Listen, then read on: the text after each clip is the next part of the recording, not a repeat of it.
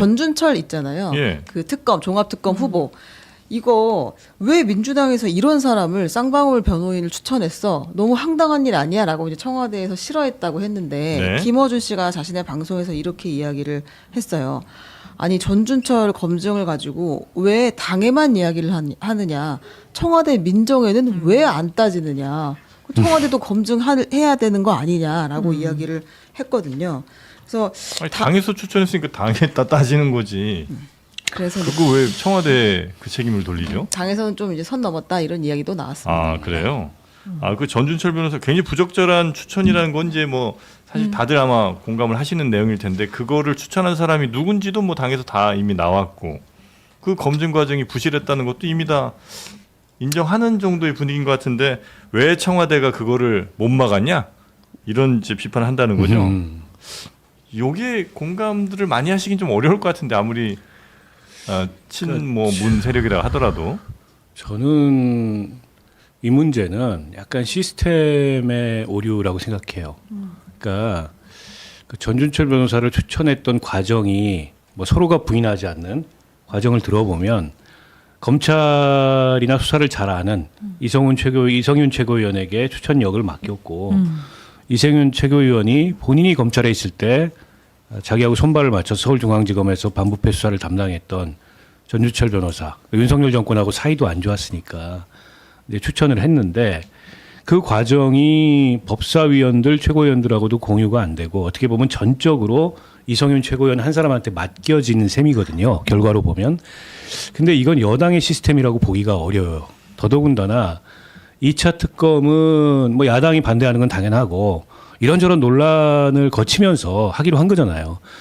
그러면 그 특검 추천 임명에 훨씬 더 이제 엄정함을 기해야 되는데 저는 이성윤 최고위원이 전준철 변호사가 법무법인 광장에서 쌍방울 사건을 수임했던 걸 몰랐을까? 모르지 않았다고 봅니다. 다만 가볍게 보거나 그게 왜 문제인지를 잘 몰랐던 것 같아요. 네. 그러니까 이분도 정치한 지 얼마 안 됐고 정무적으로 그렇게 예민하지 않으니까. 근데 이제 김어준 씨 얘기는 말이 안 되는 게 아니 민정수석실을 검증해서 나중에 이제 최종적으로 안 된다 하고 조국혁신당 후보를 최종적으로 임명한 거 아닙니까? 그리고 민정의 검증은 대통령이 임명 단계, 즉 당의 추천 절차가 끝난 이후에 작동하는 거지. 그 전에 그걸 못했다고 그걸 민정수석실 책임으로 넘기는 거는 그냥 이성윤 최고나 정청래 대표를 보호하기 위해서 김어준 씨가 창조해낸 논리일 뿐이고 네. 타당하지 않다고 보고요. 근데 반대할 수 있어요. 그래서 결국은 다른 사람이 특검이 됐잖아요. 그럼에도 불구하고 아직까지도 이것에 대해서 논란이 계속된다라는 것에 상당히 놀라웠고 특히 친명계라고 해야 됩니까? 그 중에 한 분이 반역, 배신 비슷한 말을 하잖아요. 그러니까 결국은 이재명 대통령에게 상당히 불리한 입장을 만드는 김성태라는 쌍방울 회장의 변호사였다라는 것이 가장 큰 문제였다라는 거거든요. 불쾌할 수는 있어요.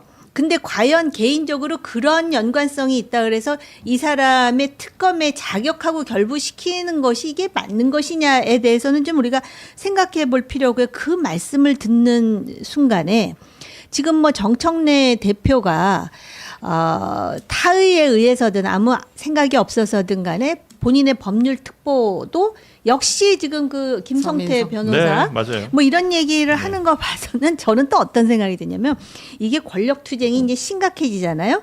그래서 지금 정청래 대표가 소위 속된 표현을 하면 좀 납작 엎드린 상태란 말이죠. 그럼에도 불구하고 좀 뒤늦게 도각양해를 하는 것 같아요. 발톱은 있단 말입니다. 그렇다면은 과연 정청래 대표는 나중에 수세에 몰렸을 때 카드가 없을까?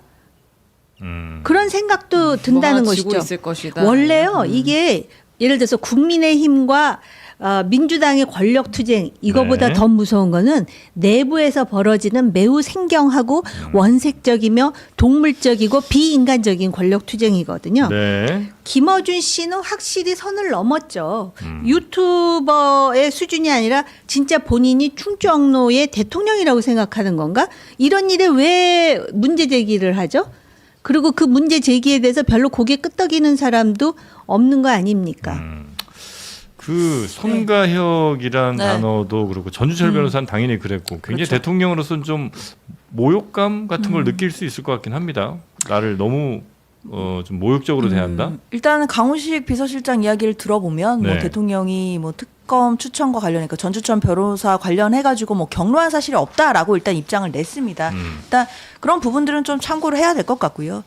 다만 지금 합당 문제라든지 또 이제 특검 추천 부분이라든지 이런 부분에 대해서 당내에 있었던 여러 가지 좀 내용들이 있었는데 그런 부분들은 지금 일단락되고 수습되는 과정이라고 지금 내부에서 평가하고 있거든요. 그리고 이게 어느 정도 일단락됐고 마무리가 되는 상황이기 때문에 이제 설 연휴가 지나면 또 사법개혁이라든지 이런 부분에 또 박차를 가할 것이고 또 지방선거 모두로 전환되는 이런 과정 중에 당이 있다라고 내부에선 평가하고 있습니다. 네. 그럼에도 사실 이와 관련된 이야기들이 계속해서 뭐 후속 보도가 나온다든지 뭐 추가적으로 나오는 부분 특히 그 과정에서 대통령을 자꾸 소환하는 것 이거는 그 내부에서 볼 때는 누가 됐던지 간에 이거 좀 자제해야 되는 것 아니냐 네네네. 이런 목소리들은 분명히 있어요. 네. 특히 무언가 자신의 뜻을 이야기하는데 이걸 대통령을 빌어서 이야기한다든지 이제 이런 부분들은 사실 야당에게 공격의 빌미를 줄 수 있기 때문에 굉장히 좀 주의해야 될 것 같고 네. 저도 박 의원님 말씀에 좀 공감하는 게 조국 대표가 물론 이제 타당의 대표시기는 하지만 이렇게 송가혁이라는 말을 꺼내는 것은 사실 민주당 구성원들이 보기에는 이게 또 대통령에 대해서 굉장히 좀 안 좋은 의미로 이야기하는 것처럼 또 들릴 소지가 분명히 있거든요. 네. 그렇기 때문에 물론 어떤 맥락에서 이런 발언을 하셨는지를 좀 더 살펴는 봐야겠지만 일단은 지금 상황에서는 대통령을 지금 이런 뭐 당 내부 상황이나 뭐 또 합당 논의나 이런 부분에 자꾸 소환시키는 것 이거는 모두가 좀 조심해야 된다. 네. 생각합니다. 그래서 이제 정청래 대표도 어느 정도는 약간 좀 자세를 낮추면서 상황을 좀 이렇게 무마 내지는 이렇게 잘 봉합을 하려고 하는 것 네. 같은데 오히려 김어준 씨나 조국 대표가 상황을 지금 악화시키죠. 예, 악화시키는 것 같은 느낌이 네. 좀 있어요. 저는 그 아까 이제 의원님 말씀하셨던 포인트 쌍방울 그것도 임원들의 배임 횡령 사건 변호한 게 이번 특검의 결격 사유가 되느냐 원론적으로 따져볼 문제죠. 그러면 당이 그게 결격 사유가 아니라고 얘기한다면 그건 결격이 아니다라고 이 검토 의견을 달아서 대통령실에 올려야 됩니다. 제가 지적하는 바는 여당 내부의 시스템이에요. 시스템이 작동하지 않은 겁니다. 최고위원 한 사람한테 어떻게 그걸 맡겨놓을 수가 있어요. 그리고 원내대변인이 발표를 했는데 네. 제가 원내대변인이 물어봤어요. 잘 아는 친구여서. 예. 근데 본인도 몰랐답니다. 쌍방울 변호했던 전력을. 이거 문제가 있는 거죠. 네. 그러면 추천했던 분이 자기 스스로 그에 대해서 아무런 경계심이 없었던가 아니면 심지어 본인도 몰랐던가 어떤 경우에도 문제인 겁니다. 여당은 이렇게 일을 하면 안 돼요. 그러니까 이게 과연 결격인지 아닌지는 그건 최종적으로 따져볼 문제고 적어도 대통령한테 올릴 때는 그 사람에 대해서 이런 점 저런 점 예를 들면 우리가 대통령이 임명하는 그 자리를 여당이 추천할 때 원내 권한입니다. 근데 그 사람이 특히 어떤 전력이 있는지 어떤 경력을 가졌는지 다 스크린해요. 특히 이제 변호사 같은 경우에는 네. 성폭력범 변호를 만났으면 어떡할 거예요? 그러니까. 안 되잖아요. 네. 그러니까 다 스크린한단 말이에요. 근데 그게 작동하지 않은 거예요. 이건 문제입니다. 그 사람이 그게 맡은 게 결격이든 아니든. 근데 이번에 그걸 노출했다고 보고 근데 이게 처음이 아니잖아요. 이런 일들이 지금 계속 일어나고 있어서 네. 저는 대통령이 이걸 문제시 삼은 것도 좀 짜증을 낸 것 같아요. 왜 일을 이렇게 하냐. 아, 이거 짜증 나는 일이죠. 이거 짜증 안 납니까? 네. 누가 봐도 짜증 나는 일이죠. 네.